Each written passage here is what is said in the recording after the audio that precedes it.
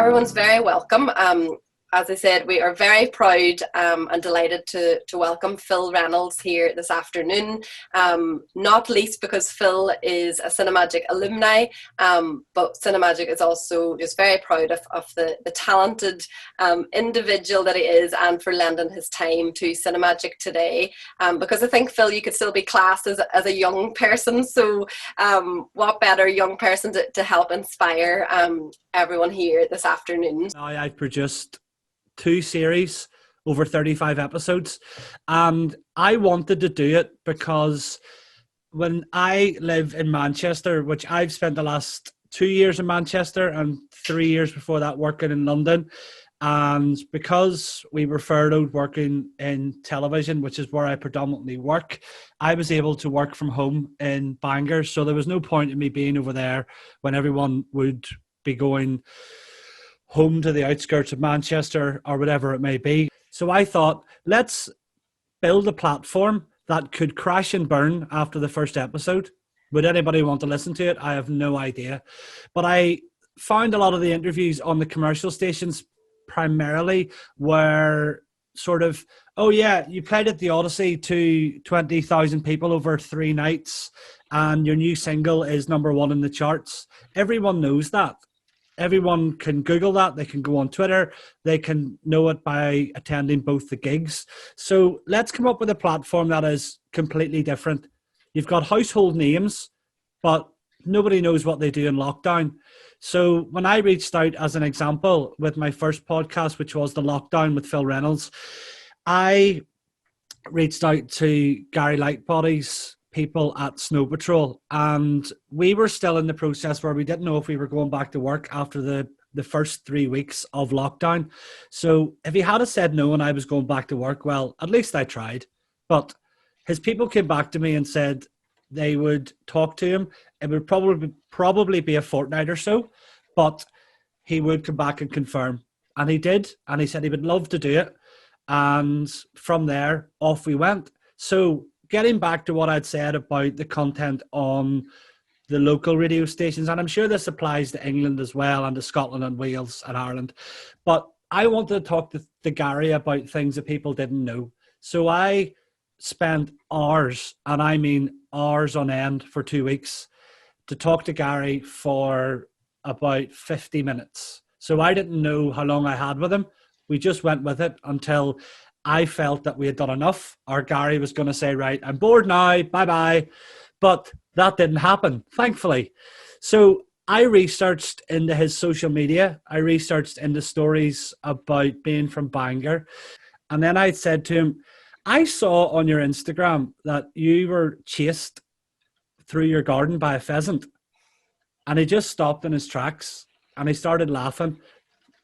And I thought, all right, here we go. This is really, really good. So it's a really, really deep story, but it's got a very light-hearted feel to it as well. So initially, that's what I wanted to go with. And then it just snowballed from there. And I was talking about things that people weren't expecting me to talk about.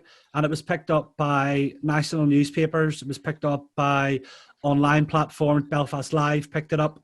And from there, I got the momentum to want to do more. And it was received really well. You can't please everyone. I haven't been trolled as yet. Maybe I need to be, a megastar to get that sort of treatment. But that is what you have to prepare yourself for. You're not going to please everyone. But that is my advice from the start of today, would be, it's so boring to say to somebody, think outside the box. Anybody can say that, but do it with determination and with grit and with your own ideas. Do it in a way that it's going to stand out. So do your research when you're listening to the radio stations or when you're listening to other podcasts, and think to yourself, what could I do that could be different? Talk about a time that hasn't been mentioned in the Sun or in the Metro or in Lad Bible, and it'll give you so much more of a platform, and you'll get the talent on board so much easier, because they'll be like, he or she has really done their research, and they're not just talking about the time at Ward Park when he played to 30,000 people. We did obviously touch upon that because we had to, but that even led to talking about his dad coming on stage. He wasn't aware if Bono was going to be there until he was actually there. I didn't know that Gary can talk to his sound engineer by pushing one of his pedals, and nobody else in the arena or nobody else in Ward Park can hear it. So he essentially looked round and said in the microphone to the sound engineer, "Is he here?" as in Bono. And he just nodded his head and said yes. So that was such an amazing story to hear from just talking about would there be another Ward Park. I was able to talk about Bono, was able to talk about his dad. It was his dad's last gig that he went to. So there was so many different layers of what I went with that one question. And to be honest, I have a few facts and figures when I am talking to people on the podcast, but I don't have questions. I have enough notes that on the back of someone's answer, we can jump in with, with an exciting question or with something that could go on to another famous fact or another famous story. Like I'd said to a few of my friends, can you give me a couple of questions or a couple of ideas even that you think that I can narrow into my notes? And one of my friends said, ask him, does he like Hollywood with 2 L's or Hollywood with 1 L? And I asked him that, and he was literally nearly crying with laughter. So that was just from thinking, what could I bring to that could be completely different? And then we talked about how Northern Ireland means so much to him, but he's in America and he's recording new music, and then we latched on to different ideas. So that was the first podcast. And from there, I started approaching people who I thought would be relevant to it. And there's so many people from Northern Ireland who have done really well. And I just think that the people that I have approached have worked. And ideally, I ran out of people to talk to. And the podcast started to get so much legs that people in England were asking about it and were then saying, when are you going to have people from England, Scotland and Wales on the podcast? So, I did Eamonn Holmes and Jamie Dornan and Gary Lightbody and a couple of other people from home. And I think, to be honest, even for your age bracket, they are the most relevant people. And I know they're certainly of different age demographics, but they really worked for what I wanted to do. So, as I'd said, I went to the angle of thinking outside the box with Northern Ireland, and then I went to England and we did that. And on the back of that, I started to think, right, okay, this is really, really working.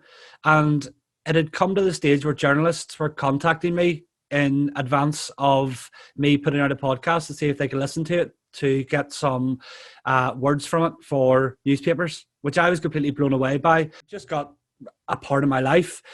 And then when we had started to go back to work, the realization of trying to do a podcast once a week and have a full-time job is really difficult, because a podcast might last for 35 minutes or it might last for 55 minutes, but it's not as simple as just booking a guest and dialing up to them on Skype or Zoom. The preparation for that can take days, because you don't want to ask someone, especially a superstar or a megastar, ask them something and you're factually incorrect. That is mortifying for you. It'll then potentially cause ruptions with the agents that you've built relationships with, that they have put their talent, they've entrusted you with their talent, and they could go back to their agents and say, well, he didn't know what he was talking about because he asked me, what is it like to be 40 and I'm 35. So small things like that, they may seem insignificant when it comes to people's ages or to the first gig that someone's done or the first movie they were in, but it's of paramount importance to do that. My understanding from research was that people were getting really bored of the word lockdown. They'd had enough of it. They wanted to try to push on with their life as much as they could in the circumstances that we were finding ourselves in.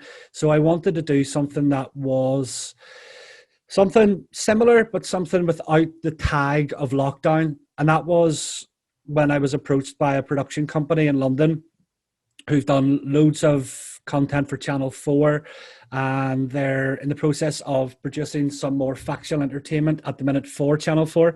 They had approached me and said that they'd heard about the podcast. They really, really like it. And they want to do an idea of a guy from Northern Ireland talking to the most random celebrities, but it's not just an influencer who's getting 50 quid for flogging earrings. It's somebody who's really relevant to a 16-year-old girl or a 16-year-old guy or a 21-year-old girl or a 21-year-old guy. And I thought the idea was really cool. So if I'm producing a podcast, the idea of Celebs and the Average Joe is that the name Celebs, it was the USP of the podcast, is that the word celebs would stand out on a thumbnail on Spotify or on iTunes. And my name isn't really relevant. So if somebody's going to be looking for an interview with celebs that they fancy listening to on an hour-long journey or whatever, they're not going to click on my name predominantly. So you may miss that listener. Whereas if it is just celebs, you're going to have people clicking and going, oh my God, he's got, this is amazing. And then all of a sudden you've got new listeners and you've got a new audience. BBC Sounds don't take on a platform that already exists, but that doesn't mean if any of you form a podcast and it's really good, you can't pitch an idea to the commissioners of BBC Sounds and say, I have been producing this podcast with my mate, my girlfriend, my brother, whoever, but I feel it's gone as far as it has able to go. And I think that I could do something really, really cool with the 16 to 21-year-old audience and sell your voice to them, sell your personality to them, and make it your own. So going from my kitchen table with a microphone and a laptop, and I've worked in radio and television for 14 years, and I can make really good radio content and television content, but with podcasts, you don't have to adhere to Ofcom and to other regulators, so you can essentially do what you want. But I didn't know if it would work. When I'm producing a radio interview, podcast, Vox Pop, whatever it may be, it's easy to do that when you've been doing it for so long, but when you're doing something brand new, it's completely different.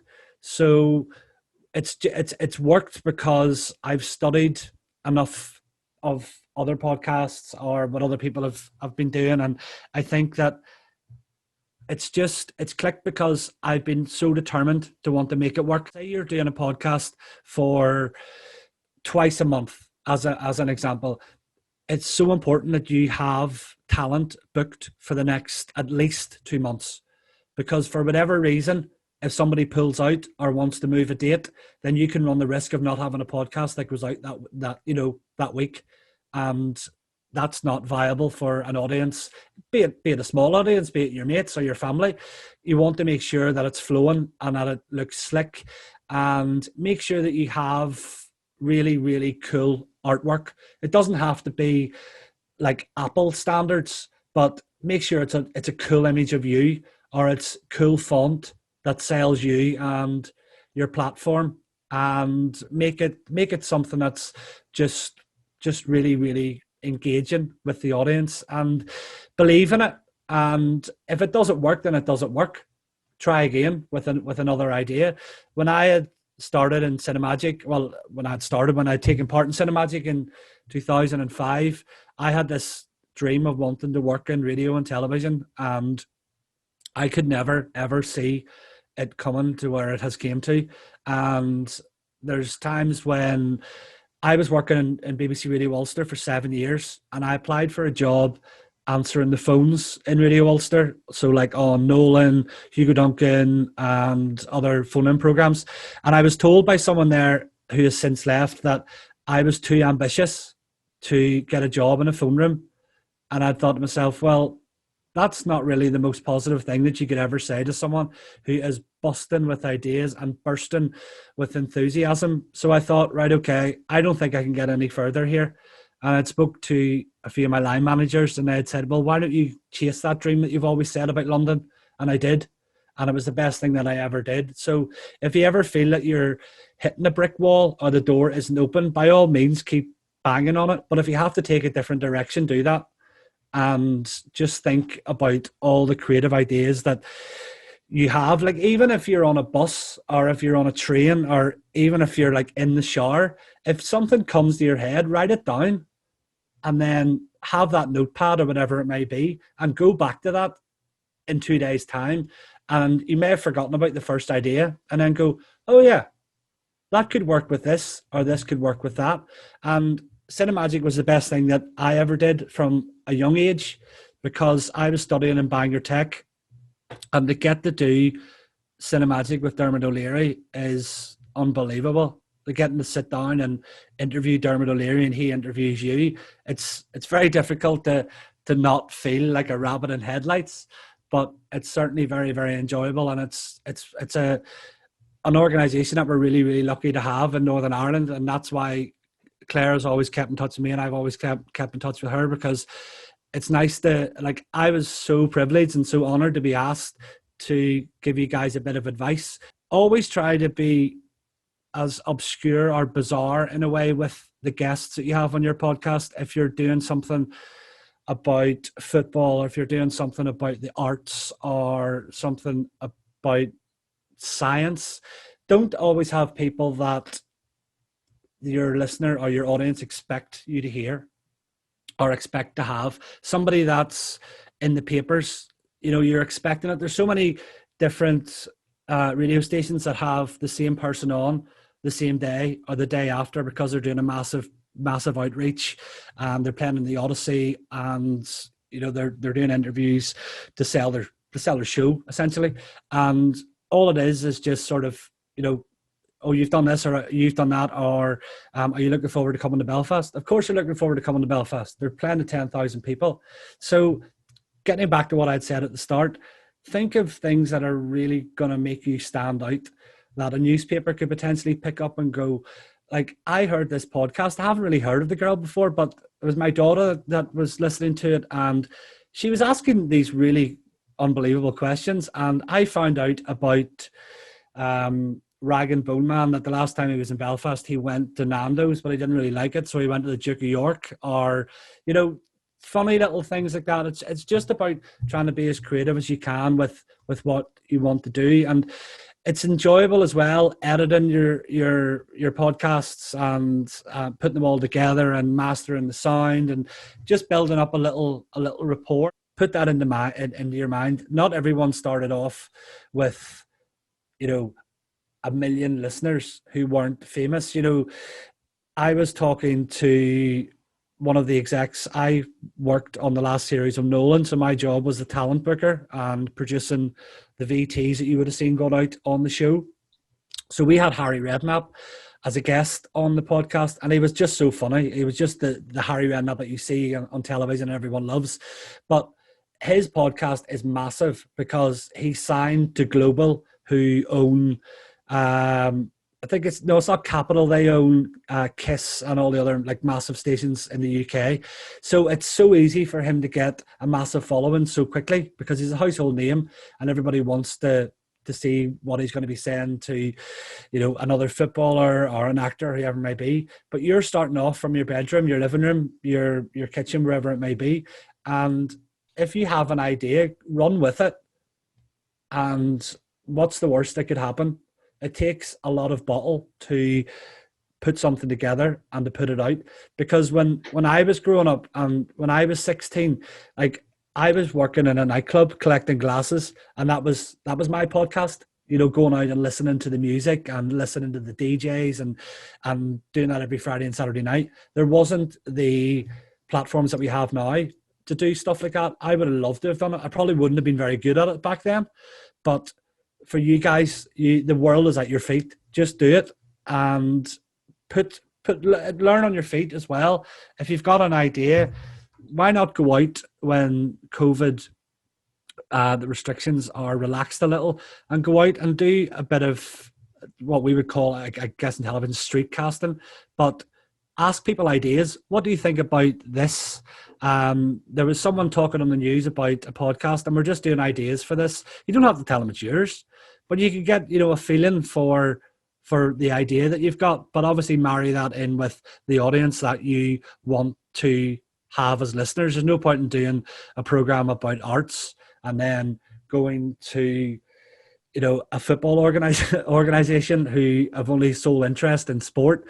So do it to the best of your ability and always give it your all. And there's no reason why you can't send in your podcast at a young age to a producer at Radio Ulster or to the commercial stations, or if you plan to go to university in Liverpool or any of the major cities in England, reach out to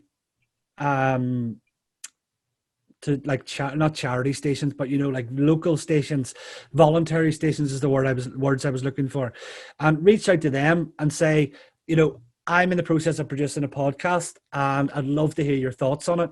I'm going to be going to John Muir's University in 2 years' time or in a year's time, whatever it may be, and I would love to maybe come in and sit in on one of your shows. And that's what I did, and that's what I still do. If I'm really want to get in on a show or really want to work on something, until somebody says, would you please go away? And nobody said that yet, not even Claire, and she's come close to it a couple of times. But unless you believe in something, it won't work. And that's what I've always done. I've always believed in things that could work. And what I'd said from the very start is, my podcast might have worked, it might not have worked, but at least I know I tried. And from the audience that I have built on, everyone says to me, like when I'm, when we're in like the WhatsApp group or we bump into somebody at the shop, they're always like, oh, I listened to your podcast last week. And that still blows me away that people say, they've listened to, who's coming up next, or what about you get this person on? And that's what I've always tried to do in my career is to be I'd go as far as saying being a bit cheeky and pushing the boundaries by putting yourself out there and going to an exec or going to a head of production or head of development and saying, my name is such and such. I'm 17. I would love to start as a runner and learn my trade. And I'm also a really, really avid podcast listener, and I've just started producing my own. It only takes one person's attention. That's all you have to do, is get one person's attention. And, you could be laughing. There's so many different groups as well on Facebook about podcasts. I'm sure that you guys are already in with them, but if you're not, go and have a search for just I think the main one is Podcast UK or Podcast Producers UK, and you find a lot of people in there would randomly post. I've listened to all the usual podcasts that I listen to during the week. Has anybody got any suggestions? And there's your ample opportunity to say, well, in actual fact, I've just produced my first podcast. My name is David. I'm 18. I'm from Belfast, and I would love to hear your thoughts on it. And from there, away you go.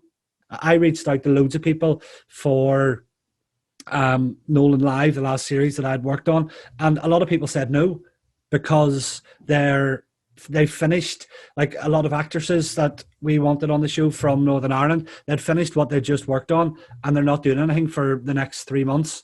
So they don't really have a lot to talk about. So you can't think that that's not because you haven't wrote a really strong email or you haven't sold yourself properly or the platform that you're working on properly. And you just move on to the next one and just keep banging on the door with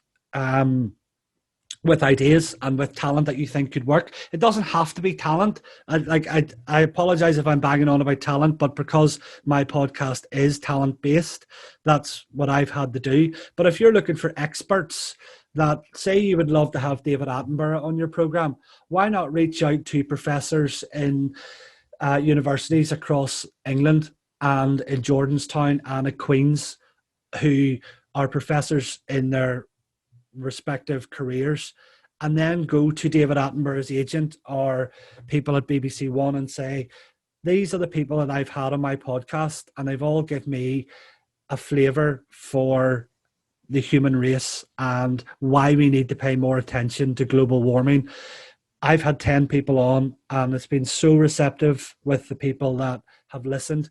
David would be my ideal guest. Would there be any way that we could check with availability with him? And don't ever, like, I'm even learning this now because people still say no today, that would he or she have any availability in the next 2 weeks? I've learned now that just say, would they have any availability in the next 2 months? Because that gives you more leeway for them to agree to it. And if you're going to say, you know, a short period of time, maybe they're only doing 5 interviews, or maybe they're going on holiday, or maybe in a normal world, but maybe they have other things that they've got on. I was just wondering, do you ever find it difficult to think of ideas or like to stay motivated? Because like I sometimes find it really difficult when trying to do things like this. And if you do, then what do you do to try and stay creative and stay on top of these things? I think with what I'd said just before Chloe asked this question is that if you are getting no's about people who want to guest on your podcast, it's just critical that you don't let that get to you. I do have days where I could reach out to 5 people and they might send me scatter emails on a Monday right through to Thursday of just no's, or I could be logged onto my computer and it could be 5 no's back to back in the space of an hour. And you're just going, well, why do I bother? You know, is my podcast not enough of what I've built that you wouldn't give me half an hour of your time or whatever it may be? But what I would say back to that is, thank you so much. That's really unfortunate. I would have loved to have had X, Y, and Z on the podcast. However, if anything changes down the line, by all means, reach out, and maybe we can talk down the line. Don't get an attitude with them and, let them feel that, oh, well, obviously she's annoyed about this, because essentially you need them more than they need you. So the best thing to do about it is try not to let it get to you. Everyone's only human. And it's very easy for someone to say, oh, you'd be grand, don't let it get to you. But it does hurt me, and not so much hurting that I go to bed thinking about it. But I do think, oh, it would have been amazing to have him on or to have her on, because we could have talked about X, Y, and Z. But on the back of that, what I do is think about who we could have on. And I think about who we've already booked to have on. And then all of a sudden, I'm like, yeah, right, whatever. That didn't work out that time, so we'll push on to the next one. And I can guarantee you, if this happens again next year or whatever it may be, and if you ask me that question again, Chloe, hopefully you have an all singing, all dancing platform by that stage. I could probably be saying exactly the same thing to you, that I got a wealth of emails that I'm absolutely knackered reading because everyone's saying no. But I guess it's a bit like job interviews as well. When you get 3 or 4 no's in a row, for that one yes, it just fills you full of, energy and enthusiasm. So my advice to you would be to think about what you can do on the back of someone's no. Don't think that's the end of the road and, all right, well, there's no point in doing this because the last 10 people I've asked have said no. Maybe in a way restructure your email if that's how you're communicating with them. Maybe I'm not saying for a second your emails are wrong, but maybe restructure them, tell them what they want to hear, tell them how wonderful they are and how great it would be to have them on the podcast. And then you can get into, facts and figures and what you want to do on the podcast. Just a simple email of who you are, what you're doing. And by all means, do tell them, the sort of heartstring, if there is a heartstring story to it.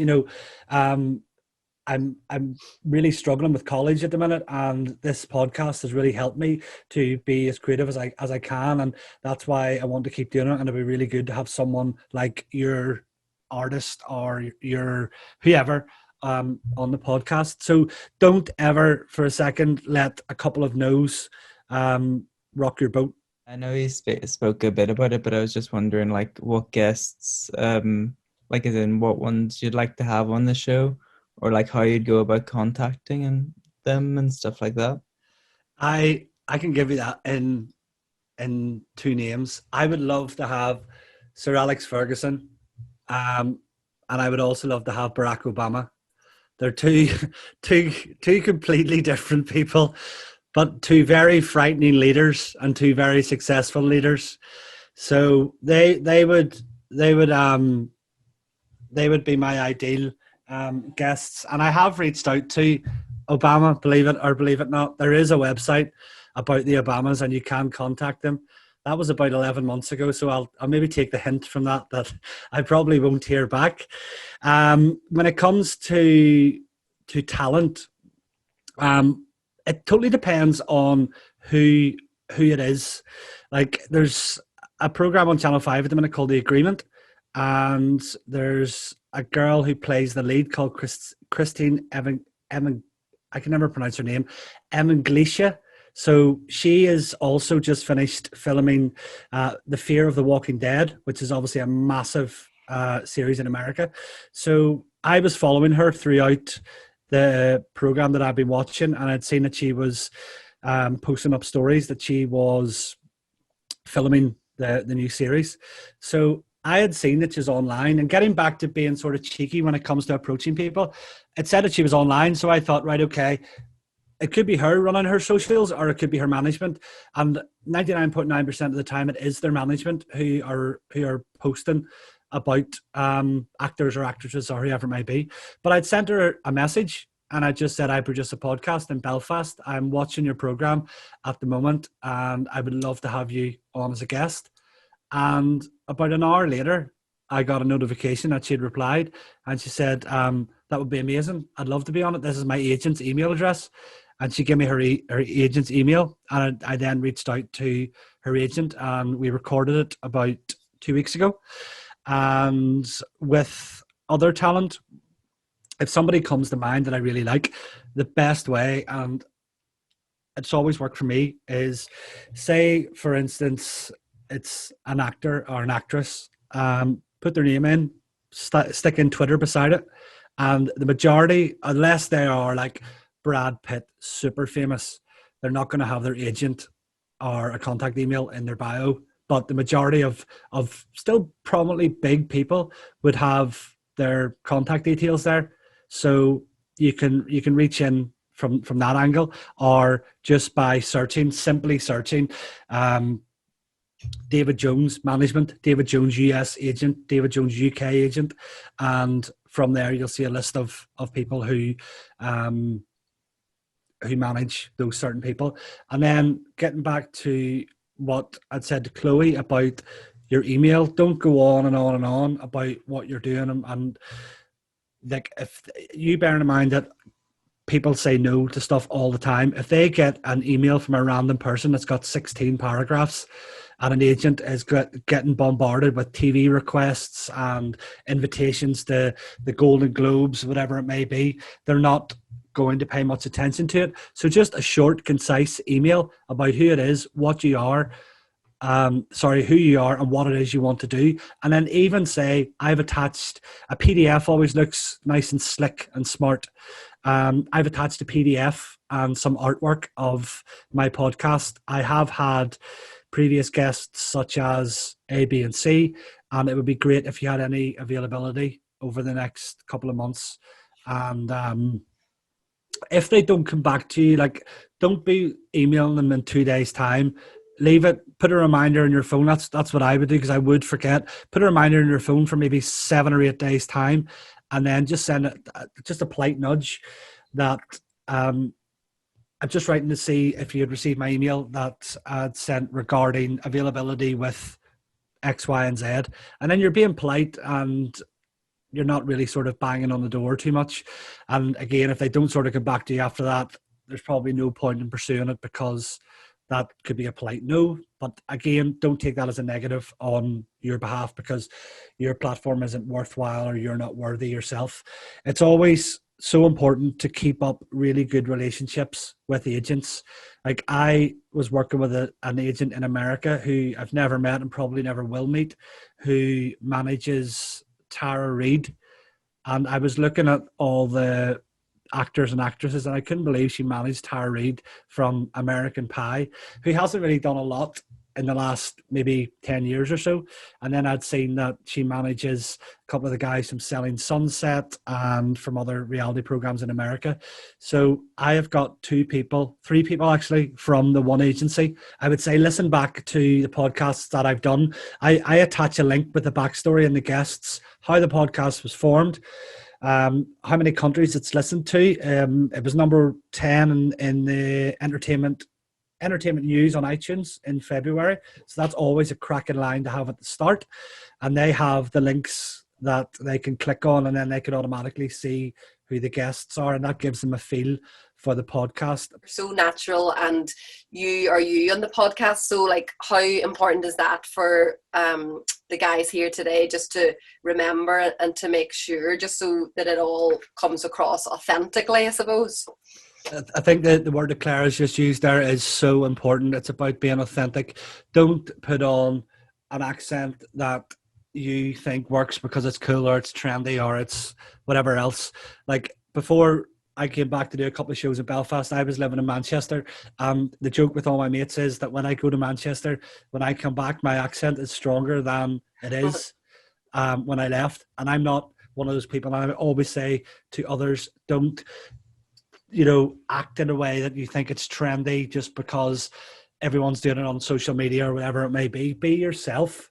Like, be that person who stands out from the crowd because you've got a bit of flair. Like, each individual one of you will all have your own individual flair and your selling points, and you've all got your own personalities, and you might think that one thing's funnier than the other, or one of you might say, are you actually going to go with a podcast with that idea? You're mad.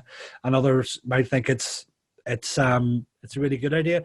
So I always say about being yourself and be like, own you. I use Audacity. I've got this microphone, which is broadcast quality. It's a C1U something or other, but just Google C1U broadcast microphone. And I also have another one which the production company bought me, but each time I put the USB into the laptop, it mutes the person I'm talking to for some reason, so we're still trying to fix that. However, you can get a decent microphone for 80 or 90 quid, and Audacity's free. And what I've started to do now is I got a new TV. So I had like a really ancient one, and I've got like an all singing, all dancing one now. So I could put the HDMI cable into the TV and into the laptop, so it mirrors what's on the laptop. So I'm now able to edit my podcast by looking at the TV. So it gives me more of a eye line for, like, it's so important. If you see something like a bit of a breath, or if you see something like somebody him or han, or it's so important to have a podcast that sounds like a natural conversation, because that's what it is. It's a conversation. But if somebody's going, take that out, because there's no point in having it. It just sounds like the person is maybe losing him or herself in the conversation, or him and herself don't really feel comfortable or whatever else. So I always take stuff like that out. I always do a bit of fading in or fading out. But I learned all that from my days when I started in college and in Radio Ulster. So I'm pretty good when it comes to audio stuff like that. And then I would get it mastered by the radio station before it would go out. But the platform that I use is called Buzzsprout, that I upload the podcast to. So there's an option there to pay to have the sound mastered. But if any of your friends are quite techie and quite good and can master sound, by all means, get them to do it rather than pay for something you don't have to pay for. But with audio, like, I could edit audio all day long. Like, I love doing it.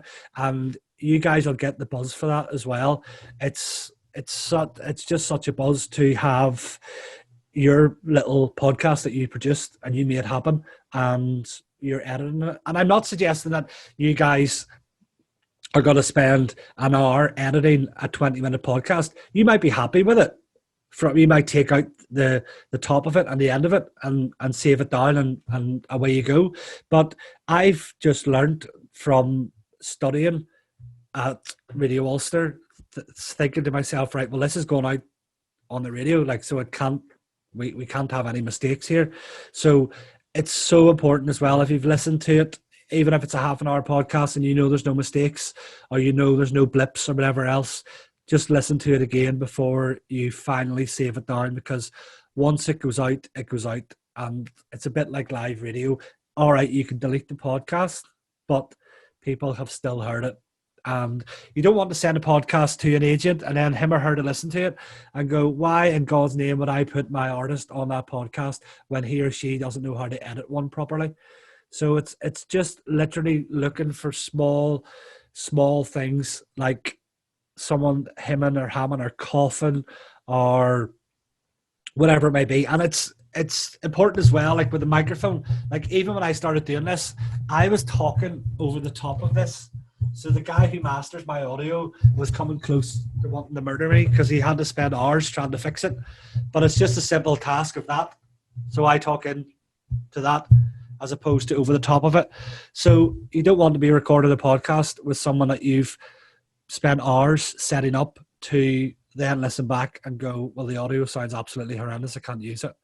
So it's like, and there's loads of stuff on YouTube as well that you can watch for free that can give you small tutorials on how to learn to cut audio. We really do wish you all the very best with all of your upcoming work, and I know just on behalf of everyone, we thought it was a great, insightful event this afternoon. So thank you so much for sharing your time with us. You're very welcome. It's been really good fun. I hope all you guys have found that interesting and I wasn't just waffling on. And you can take what I've said and put it into practice or put it into your projects. And hopefully Claire will be telling me how amazing your podcasts are, and we can maybe do it again down the line. It's been really, really good to hear all your stories. And like, don't forget, like, I was 16 once, quite a long time. No, it wasn't that long ago, but and I was doing the same thing that you were doing, and I was asking the questions and learning and wanting to know more. You get what you want if you want it enough, and that is so important. You can make it happen and you can be as good as you want it to be. So invest your time in it, believe in it, and remember that podcasts have never been more buoyant and have never been more important. So get yourself out there. Why can't you be the next person that makes it big in the world of podcasts? Thanks for watching, and don't forget to subscribe.